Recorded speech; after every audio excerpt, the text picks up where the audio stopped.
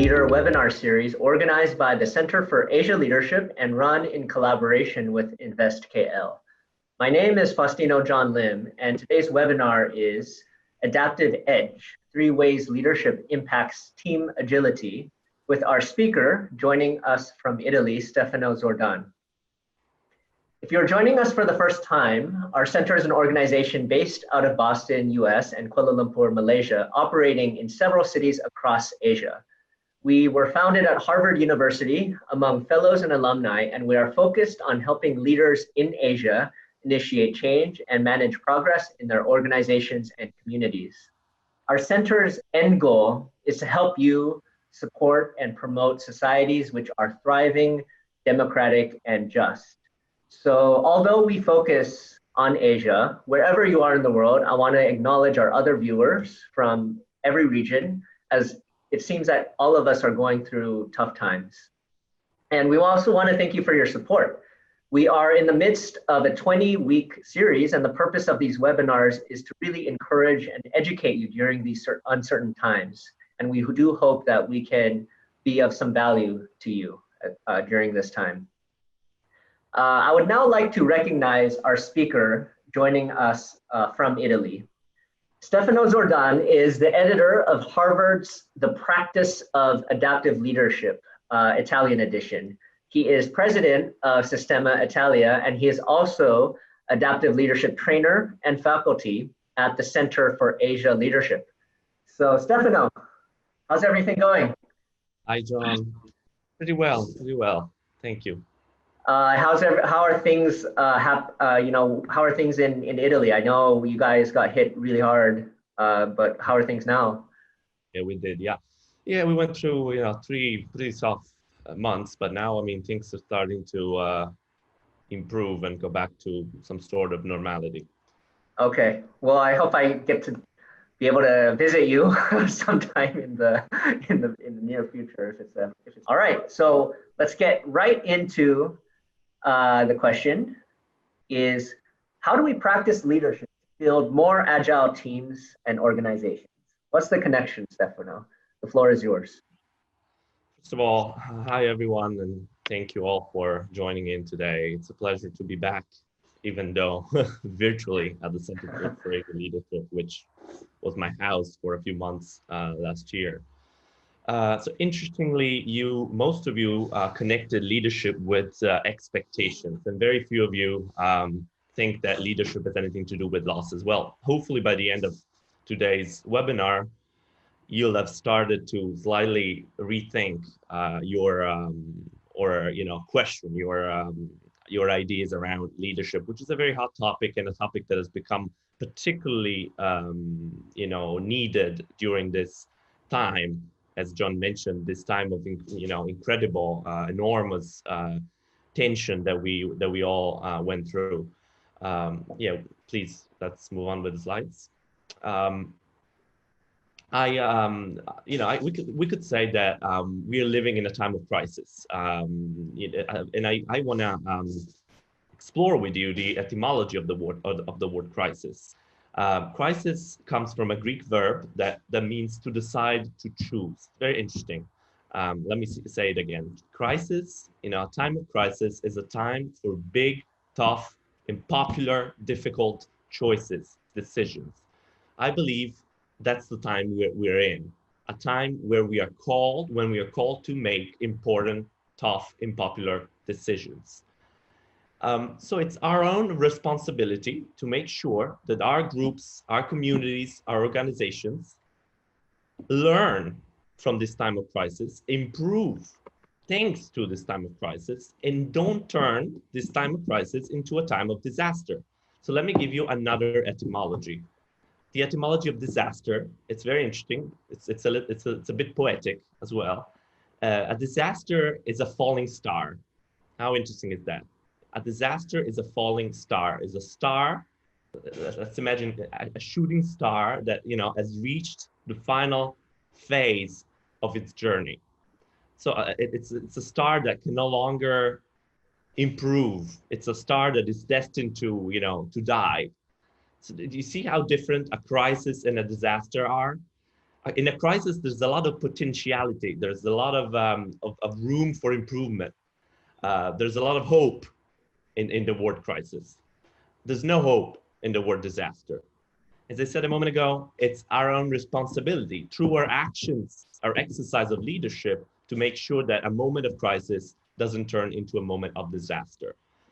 And this was pretty clear a few years ago, 30 years ago or so, to Ronald Heifetz and Marty Linsky, who are the two Harvard professors that came up with the idea that later became known as adaptive leadership. The idea that leadership is about managing the process of adaptation, the process of evolution on behalf of an organization, a group, a community.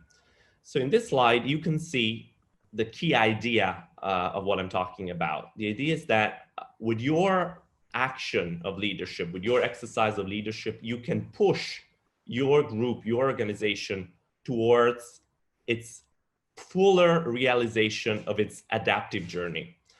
So what you're called to do as a person who wants to exercise leadership, and you can do that independently of your role within that organization, is to make sure that you protect the core, so those essential elements that must be preserved in order to preserve the identity of that particular organization, and differentiate that core from the legacy, what we call the legacy and the emerging elements. What I mean by that is the legacy are those elements, those parts of the DNA, that genetic material that has become irrelevant or even dangerous or even harmful to the prosecution of the adaptive journey of that particular organization. On the other hand, you're also called to incorporate, bring into the core, bring into the DNA of your organization new material that can innovate the genetic pool of your organization. As you can imagine, this is not easy work. This work is tough, but this work is particularly needed in a time of crisis. And now I want to go back to the results of our initial poll. Well, as you can easily imagine, but you probably never thought in those terms, this work of adaptation has to do with losses. Getting rid of some DNA and adding new DNA means, having to lose parts of our genetic identity. And that's not easy. People never want to do that. But that's the essence of the work of leadership, finding the courage of putting those losses on the table, finding the courage of talking about those losses. Well, in a time of crisis like the one we're experiencing, that becomes particularly important. In my country, I mean, that has become the norm, in a place where we normally don't want to talk about those difficult adaptive issues that we want to keep under the rug. Well, now it's the time to really bring them up, because that's the only way we can assure that our organizations, our communities, our group make use of this particular time that we are given. Let's move on, please. Next slide. Well, here you can see another key concept that Heifetz and Linsky came up with: the differentiation between technical and adaptive problems. Well, right now we're living, as usual, but also now in this crisis, we are confronted with both types of problems. Technical problems are those problems that expertise is sufficient for. We can call an expert, and an expert can easily fix a technical problem. It's a problem that we have a definition and a solution for. In this crisis, in this coronavirus crisis, we have seen a lot of technical problems. Where to find enough masks for everybody. Where to find, how to make sure that our supermarkets are fully stocked. Stuff like that. But we've also seen a lot of problems, a lot of challenges that have no easy or fixed definition, nor easy solutions. We call those adaptive challenges. Those are challenges for which the entire group, the entire organization, the entire community must come up with new ways of, first of all, interpreting, and second, intervening on the issue itself. There's no expert, there's no McKinsey guru that can come in and tell us what to do about an adaptive challenge. There's no way. And that's why adaptive challenges are so hot. That's why adaptive challenges cause so much conflict, because they are really about, what they're really about are values, loyalties, those things that are difficult to talk about, those things that are really dear to us, those things that we create our identities around. And that's why when we tell people that we need to work on our adaptive challenges, people start, looking badly at us. People don't want to do that. So let me share with you another etymology. As you probably already realized by now, I'm an etymology guy. I'm an etymology fan. Well, the word agile, we use it a lot. It has become, almost as popular as leadership as a word, agile. But I think it's important to realize what agile really means. Agile doesn't come from the Greek this time. It comes from the Latin, and it means to do. So an agile organization is not an easy organization. It's not an organization that floats around easily. An agile organization is an organization that gets things done. Is an organization that does. How important is that? So we could say that if agile means doing, then an agile organization is an adaptive organization, but only in that sense, right? An organization that does the work that must do becomes an adaptive organization. In that way, agile and adaptive are linked, in my opinion, okay? If you, through your work of leadership, keep your organization focused on the adaptive work that it's called to do, then you are exercising leadership and you're making your organization agile. You're making your organization a doing organization. I hope that's clear. We can come back to it later if you want. Let's move on, please. So here I summed up the work of leadership. Let's say the map that a person who's trying to exercise leadership should always keep in mind and work on. The work of leadership is a work that involves your entire self, your head, your heart, and most importantly, your hands and feet. Let's never forget, the work of leadership is a work of doing, okay? The most basic definition of leadership is I step into a problem, I step into an issue on behalf of a purpose, on behalf of a sacred fire that inspires me, moves me. So let's quickly go over these skills that it's important to train in order to exercise leadership more effectively. Head.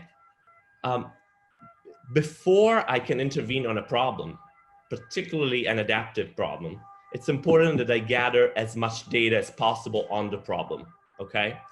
At the same time, it's also important that I question constantly the information that I am given. And then it's important that I try to put the problem at the center of my thinking and start building systemic ways of thinking about that problem. Instead of personalizing that problem, instead of saying, oh, it's my boss's fault, it's my colleague's fault, it's my mother's fault, well, let's try to depersonalize problems and start thinking systemically. What are the loyalties? What are the alliances that are linking different factions around an adaptive challenge? What is that particular faction thinking about the challenge that we are experiencing? That's the cognitive part of the work of leadership. Let's move to the intervention part, the hands and feet. Well, leadership is about decision-making. As I said, leadership is about now. It's about the now, intervening into a problem, decision-making. Leadership is also about experimentation, finding small, implementable experiments that can advance my adaptive work. But leadership is also about, and mostly about, mobilizing, making others feel that this issue is relevant to them as well. Let's not forget what agile means. Agile means to do. So in order to make my organization more agile, well, I need to make others feel the same pain for the current reality that is different from the reality that we aspire to. So if more and more people within my organization can feel the gap between where we are at and where we want to be, okay, then we are starting moving in the right direction. We are all starting pushing that boundary of the status quo towards the reality that we want to create. And that's why we work. We act agile. It's very related to the word act, to work on a problem. But you couldn't do any of these things without the heart, the relational part of it. Okay, so without introspection. Why do I care about this very problem? Why do I care about advancing my organization in a certain way? Why do I care about making sure that my organization comes out of the corona phase stronger than it was before? Introspection. Holding environment is a very interesting concept. How do I make sure that I protect myself and others while we do the very hard, the very difficult, the very dangerous work of leadership, the work of putting on the table the difficult realities that we need to talk about? Well, how do I protect myself and others while we do that? Last but not least, bridging. How do I help others to go from where we are now to where we need to go? How do I make sure that we don't fall from the bridge? These are all questions for you to think about. Please. Well, here it's just, you can have this slide later. We'll just skip it for now. There's too much on it. So let's move to the next one. Yeah, very quickly. This diagram was created by Professor Heifetz just, in the midst of the pandemic. But right now, hopefully, and I say hopefully, we are past the emergency phase. We are entering what Professor Heifetz calls the adaptive phase. So now it becomes crucial. It becomes super important for all of us to keep our organizations in what he calls the learning zone. Adaptation equals learning, constant learning. How do I keep my organization, my business, my company, my church, my group in the learning zone? How do I make sure that the group doesn't naturally fall back into the comfort zone, the blue zone that you see down there? How do I keep the heat up? How do I make sure that we keep doing, or in other words, that we remain agile?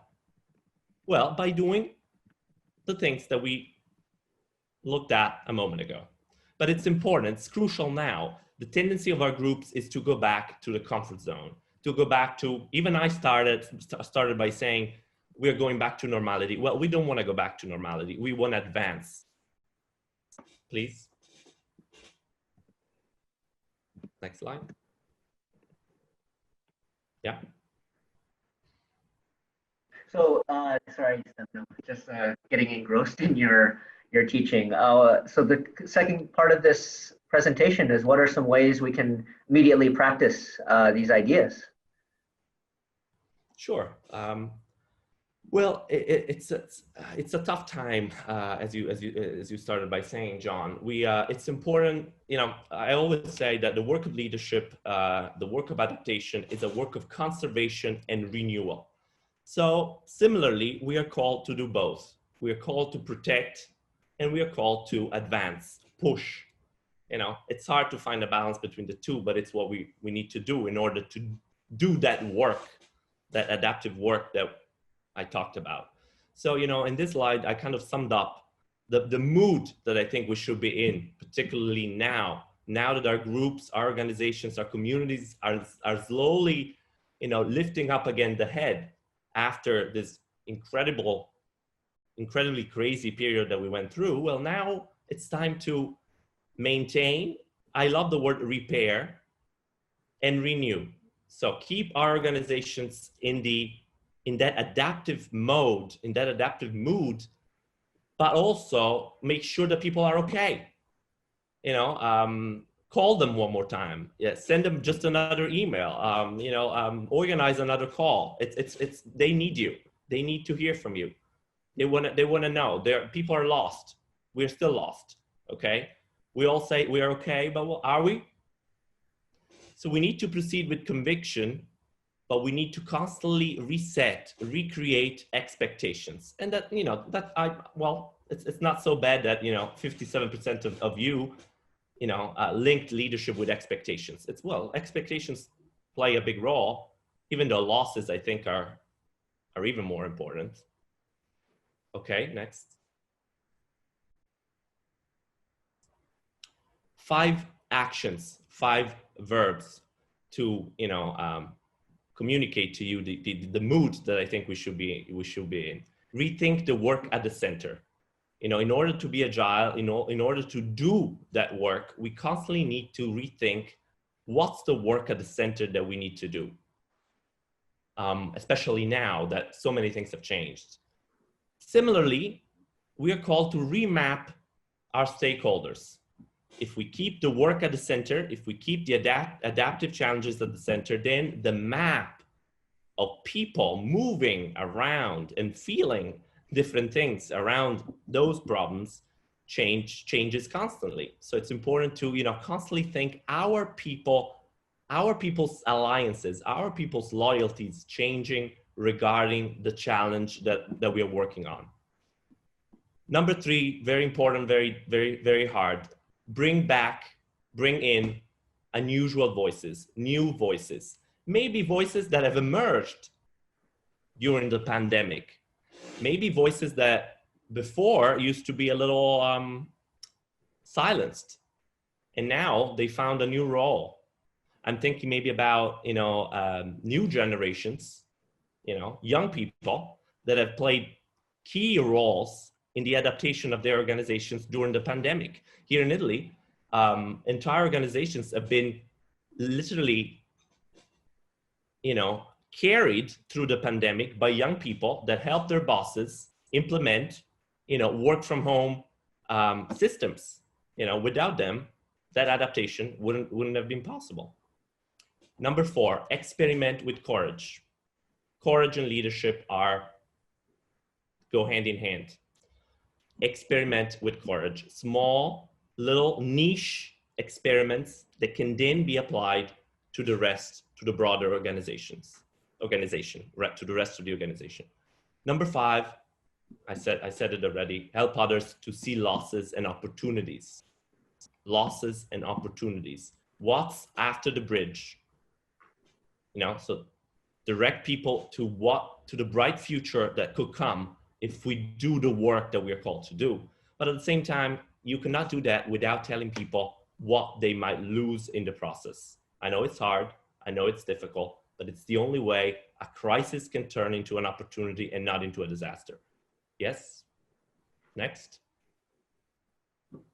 So, as you probably got by now, it's a work of balance between stabilizing, anchoring, helping people to make sense of what we are going through, and at the same time, keep pushing the edge, keep pushing the front, keep moving the trenches forward, mobilizing and helping people to accept uncertainty, telling people, sorry, I don't have an answer today, but let's keep moving. We can do it together. I don't have an answer yet. We'll come to one together. Next. To conclude, here are the three spheres that sum up the work of leadership, particularly now.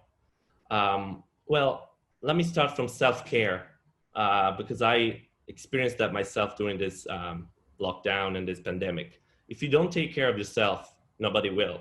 I mean, and as I said, your body, your entire body, your entire self, it's super necessary in the work of leadership. The work of leadership is a work of putting your body in the problem that you're trying to solve for your organization. So if you don't take care of yourself, there's no work of leadership that you can do.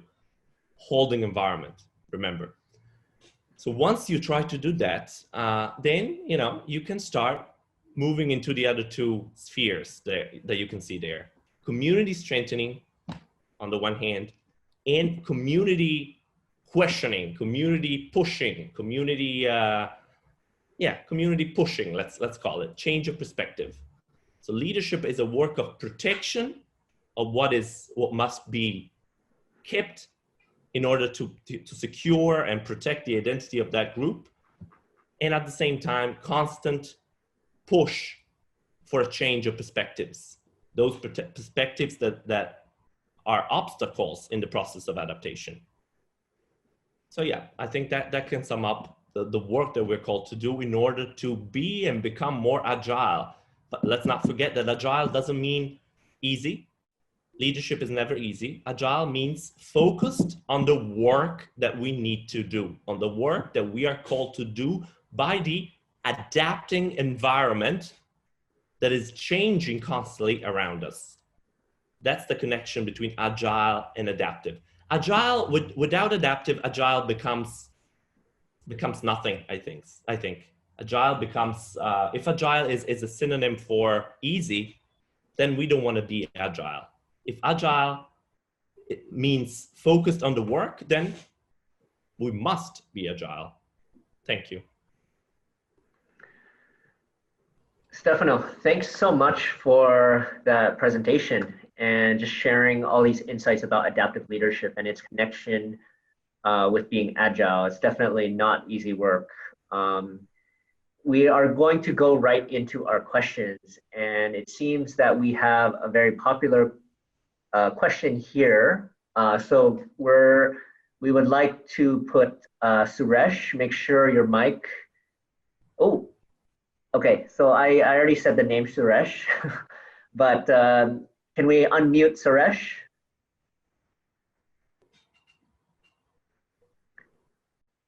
Suresh, are you there? Okay, so if we are not able to get in touch with Suresh, I'm going to just share his question himself. So Suresh asks, can you give us a simple real life general example of systemic thinking?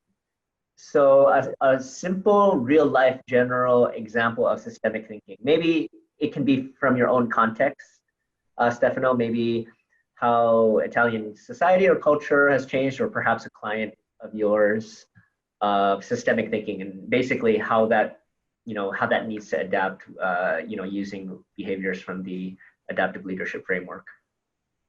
Sure.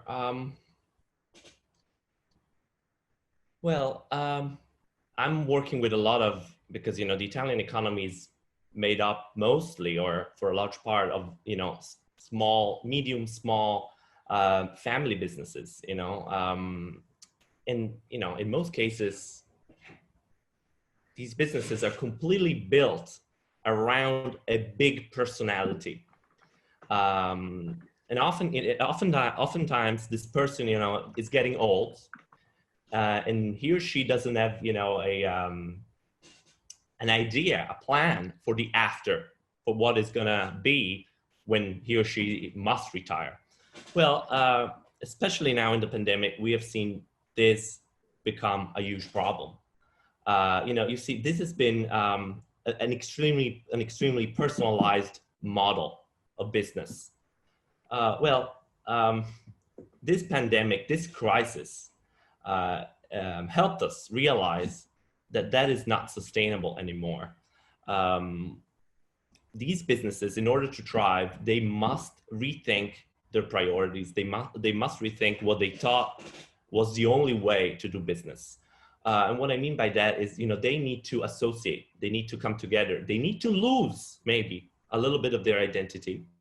They need to lose the stage for the founder, sometimes, or for the superstar CEO of those of that little business.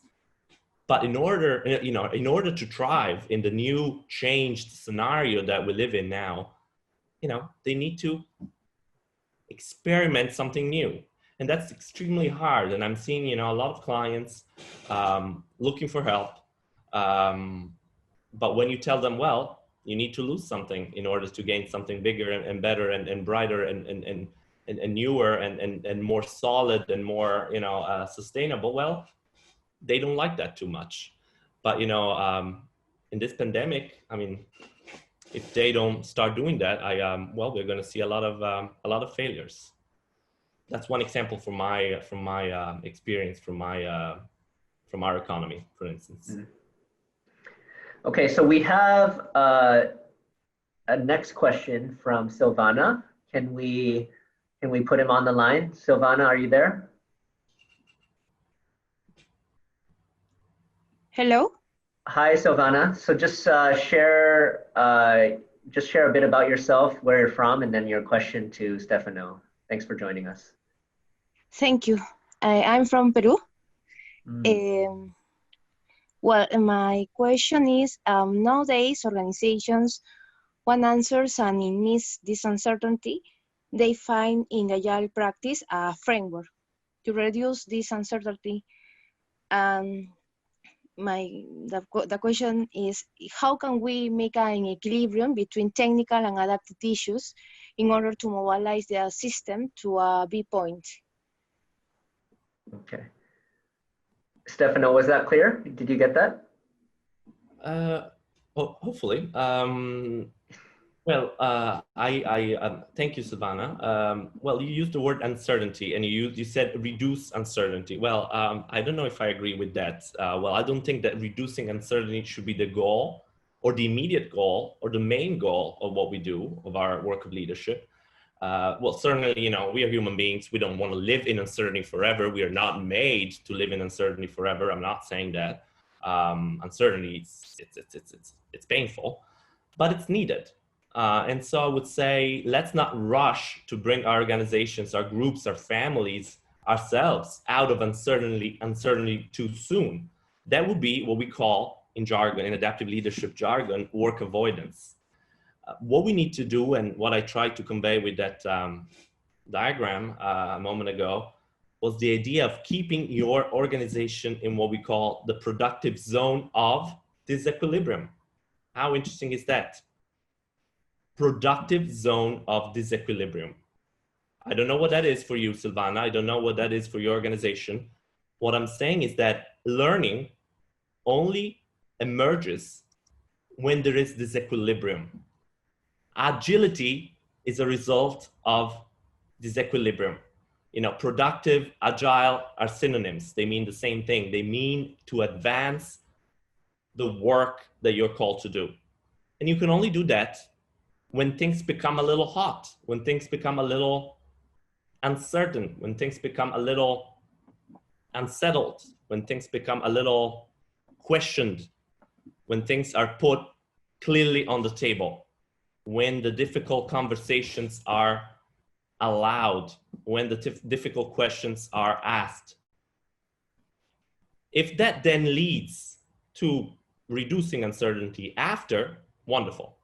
But in order to reduce uncertainty in the long term, in order to become more sustainable, you must suffer a little bit. I think that was a great first response to her question. She's also asking, I see in her text, how do we make an equilibrium? So I think this is about, if I'm not mistaken, this is about the holding environment to get from A to the B point, or wherever that B point might be. How can we mobilize a system without causing so much pain because of the uncertainty? Yes, that's right. I see. Okay. How do we mobilize? Well, as I said, leadership is about giving the work back to the people that need to do it. They need to be agile themselves. And by agile, I mean they need to work themselves on the problems that are their own. These problems are not mine just because I'm the CEO. These problems are not mine just because I'm the CFO. These problems are yours. You are part of this organization. Your future is linked with the future of this organization, this group, this community, this family. We cannot wait for a messiah or an expert from McKinsey to solve them. So that's the first act of leadership. You know, my problem is your problem. We together need to step into the problem. Until that becomes the general, or you know, a very shared feeling, well, there's very little we can do about our adaptive issues. And I could give you examples, but I don't know if we have time. But okay, so let's continue on. Silvana, maybe we can continue the conversation if we're if we didn't exactly do it, or if maybe it was like just if there were some parts of it weren't exactly on there. So let's go to our next one. It's a Rajan Sangamalai. Let's put him on the line. Rajan, are you there? Yes. Hi, Rajan. Just introduce yourself and share your question to Stefano. Go ahead. Okay, my name is Rajan. I'm from Seremban, Malaysia. I put a couple of questions, but I think the most important thing, as you mentioned regarding the adaptation towards the crisis. Yes, as leaders, we face the crisis now, but employees are basically changing the attitude because of the crisis. So how do we actually manage the losses as what you have mentioned, rather than managing expectations? So we as leaders, we have to look at both sides, as an employer as well as an employee. So sometimes it's so difficult to understand employees who have reacted now, basically because we need to lay off some of them due to the pandemic and due to the business situation. We have to balance it, and it becomes difficult for us as a leader to cite both sides. So that is why I want to ask his inputs. No, thank you, Rajan. Well, no, I think you are completely, I mean, on the right track. I mean, and that's why I think, you know, adaptive leadership completely changes the way we think about these issues, you know, by putting the word loss at the center. You know, and the word loss it's nasty. I mean, the word loss it's not pleasant, you know, and you hardly find the word loss in any manual or book or, you know, fancy course on leadership. You know, you find the word change a lot, but change is not really what we're talking about. Change is neutral. Change can be very good or very bad. People don't fear change because change is, you know, neutral, as I said. We always fear losses. And that's why, you know, by thinking about losses, we can put ourselves in other people's shoes, you know, in our, as you said, in our employees' shoes, in our clients' shoes, in our boss's shoes, in our colleagues' shoes, in my wife's shoes. What is that person, what is that group fearing to lose from the solution that I'm trying to bring to the particular adaptive challenge that we are working on? Are they fearing to lose their job, money, their prestige, their sense of competence, their life? What do they fear losing? And then what I need to do is to talk about this fear of loss and help them realize that maybe their fear was bigger than the actual reality is going to be. That their fear was worse than what really is going to happen, okay? Because sometimes the fear of loss is worse than the loss itself. So, you know, but only by bringing on the table this kind of conversation, you can actually move the work forward. There's no other way. And that's, you know, that's why, you know, when I'm asked to talk about collaboration, I say, well, I don't have anything to say about collaboration. Let's talk about conflict first in order to get to collaboration. There's no collaboration in vitro collaboration. Collaboration can only be a result of a real tough conversation around losses, especially now. Seems we have a lot of questions, but unfortunately we're running out of time. We're just going to have one more question. Sure. It's Ren Chuan Go. Ren Chuan, can we put him on the line?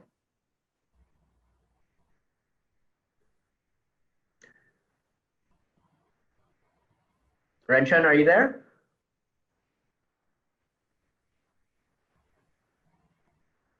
Okay, so let me just relay his question to you.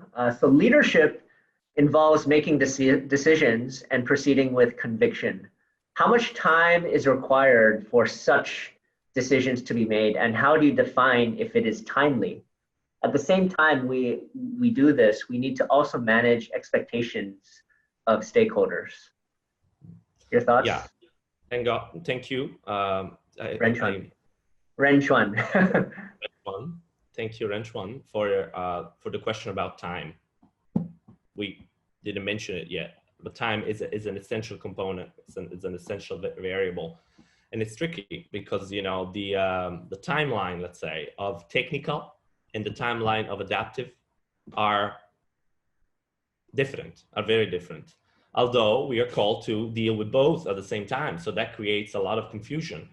But by thinking that we can apply to adaptive challenges the same time frame that we normally use in technical issues, well, that worsens the adaptive problem that we are dealing with.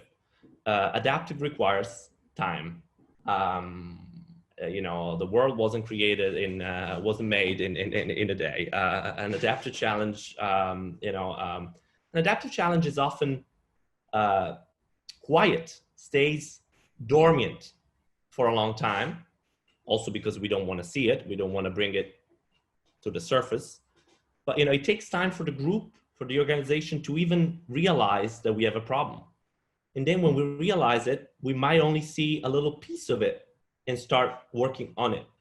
And then, I mean, after 6 months, after a year, we see another angle and we don't know what to do about it. And that's normal.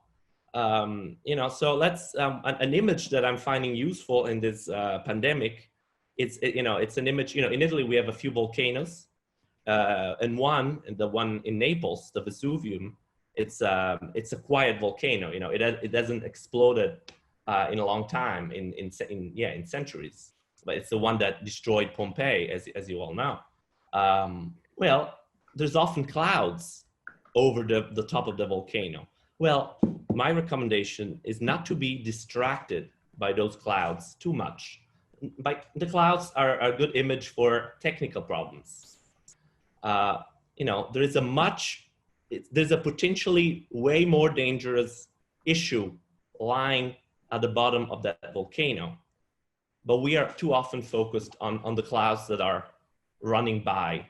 Well, especially now that we're given this opportunity to reassess what really is important, let's not be distracted by those running clouds that, you know, pass by very quickly, and they might seem very threatening, you know, just because they might be, you know, black or, you know, big, because, you know, we have volcano issues that are ready to explode if we don't do anything for them, if we don't prepare ourselves to deal with that. Well, you know, Naples is a city of a couple million people living around a volcano that might explode at any time. So I think that image really applies to our organizations. You know, let's remain focused on the adaptive, on what lies at the bottom, those big, difficult adaptive issues. And that's the work we are called to do, you know, keep our organizations focused on that. And that's why time is important, you know. Think for the long frame, not for the immediate. I think that's, but at the same time, we need to, you know, resolve problems that people are experiencing in the moment. So yeah, it's a work of balance, as we always said. But one doesn't exclude the other. One cannot exclude the other. Stefano, thank you so much for your generous sharing and insights. I think I like the metaphor of the volcanoes. Some of our audience members in the different locations where they live do also live near a volcano. So I think that's an apt metaphor. And I do see all the great questions, and I'm so sorry we didn't have enough time to respond to each of them, but thank you so much. Please do continue engaging with us, continue the discussion online or in different ways on our social media platforms. So just so we'll end the session here. But before that, let me share some different announcements that we have. So we will continue our webinar series next week with 3 ways to power your teams through vulnerability with international speaker and consultant Cody Katon. We will learn how vulnerability and practicing that contributes to team cohesion, learning, agility, and even performance. And I also want to remind you about our online blended course, How to Think Like a Futurist. We are closing the registration soon for this course, so this is your last chance to enroll. We want to also remind you about our standalone video programs. You may also sign up to Cal Online, and it's free for a limited period. So please go to online.asialeadership.org to take advantage of our top video series on leadership and innovation. And I mention this every week about our forum that is going to be happening in November. There's a lot of different things cooking in the oven right now, and you will hear from us in the coming weeks, hopefully, about how we are thinking about this and new updates that we will have. So please do stay tuned for updates on this program. And if you'd like to learn about our center, please do connect with us. Please do visit our website, our social media platforms, as well as, of course, via email. You can also watch our center's daily adventures on Instagram. Also, please connect with Stefano, or do follow him. He has his website of his organization based in his city, in his country, as well as on LinkedIn. I'd also like to thank our partner, Invest KL, which they are focused on designing growth strategies in new emerging markets, specifically for the economic region of KL. And I want to thank them for their support and their collaboration. And thank you for your time today. We hope you have a wonderful rest of the day. If you're on the other side of the world, we hope that you have a nice rest. Stay safe, and let's do the work of making our organizations and communities better. So with that, thank you so much, and we hope to see you again next time. Stefano, thank you so much. Thank you all. Thank you, John.